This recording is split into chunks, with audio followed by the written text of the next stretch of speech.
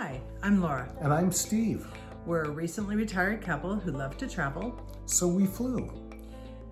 Cruising through the Panama Canal seems to be on everyone's bucket list these days. But if it's not yet on yours, hopefully this will help you decide whether it should be. And if it's already on your bucket list, hopefully this will show you what to expect and get you more excited about booking your trip. The Panama Canal was completed in 1914. It is a 51-mile-long waterway connecting the Atlantic and Pacific that saves ships a 7,000-mile journey around the Atlantic Ocean, around South America. I think it gets on people's bucket lists for one of three reasons. It has a fascinating history, it's an engineering marvel, and it's just cool to go from one ocean to the next in under a day. I personally was fascinated by the history and could talk extensively about that. But we don't want to bore you. Okay, so we went from the Pacific to the Atlantic. If you go from the Atlantic to the Pacific, you usually stop in Colon to allow you to do excursions around the Panama Canal. But if you come from the Pacific side, you get to stop in Panama City. Panama City is just amazing. If you're used to the port stops in Mexico and the Caribbean, Panama City will be quite impressive. It's the capital of Panama and it boasts a population of over 1 million in the metropolitan area. Here's some photos of the skyline. Panama's success is due, of course, to shipping and the canal, but also banking and tourism. You'll find different opinions about which way is the best way to travel, and we've only done it the one time, but seeing the skyline of Panama City was very cool and a great experience.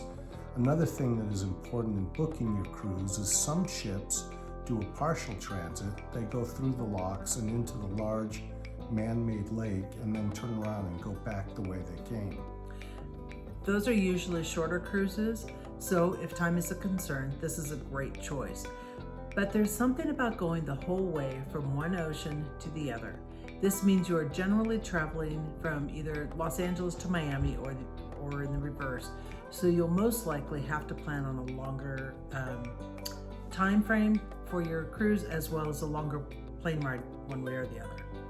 Another thing you should be aware of is that they built new locks to accommodate larger cargo ships and larger cruise ships.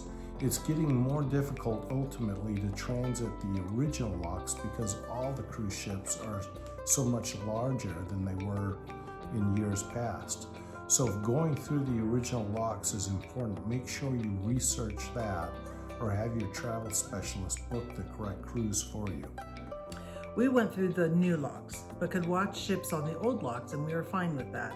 Most likely before you go through the canal, you will have a chance to do some excursions. We chose to take a restored train from one end, from the Pacific side over to the Atlantic side, and we were also able to stop at the visitor center and watch a cargo ship go through the locks heading towards the Atlantic Ocean. Just a quick bit of history on the trains as we show you video and pictures from the trains. The train tracks were built in 1855 and they were quite an engineering marvel in their own right. They had to lay down track in swamp-infested land, and between 5,000 and 10,000 workers died due to disease. It ended up costing 8 times the original projection, but was a highly profitable venture for the American company that built it.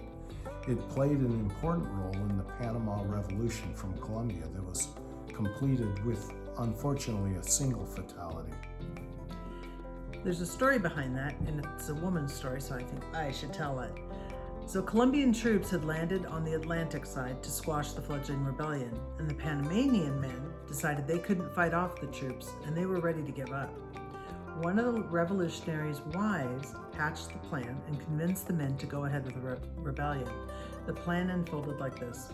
A manager of the train company, sympathetic to the cause, convinced the army that the generals needed to get on the train and rush to the Pacific side, while the train company found the necessary cars to transport the rest of the troops.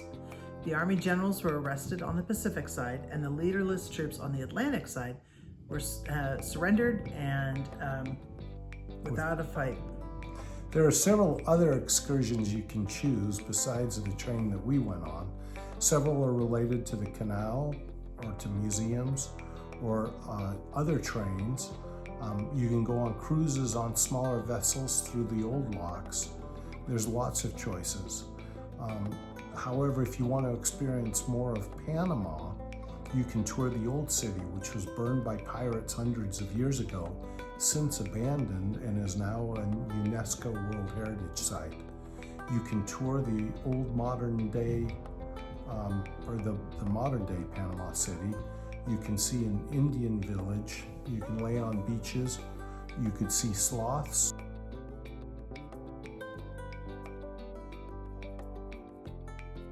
Or monkeys, just to name a few options. But the purpose of this trip is the canal. Being in a tropical climate, it can have torrential rain, which we experienced on the day we did our excursion, or it can be dreadfully hot. Grab a good vantage point on the ship, have sunscreen, and drink lots of fluids. The first thing you pass is the Bridge of the Americas, the first bridge that crosses the canal. This is really a cool experience, and you'll want to be up on the top deck. Yeah, and this again is coming from the Pacific side. While we show you some of the pictures of the locks, let me give you just a brief history of the building of the canal. A great book to read to really whet your appetite is Path Between the Seas by David McCullough. It was first started by a French firm, the canal, in 1881, but it was plagued by difficulties right from the start. It's estimated that between 20 and 25,000 died from tropical diseases like malaria and yellow fever. Landslides plagued them constantly from the wet climate, burying large chunks that had been dug out in the days and weeks before. The project cost was horribly underestimated, and they had difficulty raising the funds.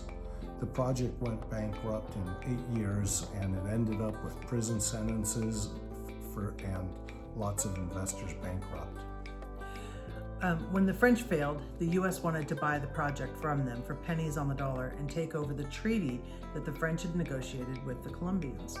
Colombia wanted to raise the stakes and refused to agree to the treaty, so the U.S. helped the rebellion that we spoke about earlier behind the scenes, so that it was able to sign a new treaty with the new Panamanian government. New advances in medicine allowed the U.S. to control the mosquitoes and reduce the cause of death by disease. The French had wanted to build it at sea level without any locks, but the U.S. decided that it had to build the locks, dam up some of the rivers, and creating the largest man-made lake at the time. Leaving the locks from the western side, you enter the Culebra Cut, which is an artificial valley that cuts through the continental divide and gave the builders plenty of headaches. This is where the French failed. This connects the canal with the man-made lake called Gadden Lake. Most of the journey is on the lake, and you pass lots of ships going the other way. The new locks were finished in 2016, and one feature is they have water holding pens to recycle the water that's been lost opening the locks each time, which is needed because of the increased traffic on the canals. As we leave the locks, you can see these pens. The second bridge crossing the canal is called the Atlantic Bridge, and shortly after going under that bridge, you reach the Atlantic Ocean. We had a balcony, but honestly, the best views were from the top of the ship, either in the front or in the back, where you could see the locks opening or closing, or filling or draining. We did watch from our balcony as we left the canal, but if you don't want to spend the extra money, don't worry about it. You can see it by just going up on the roof.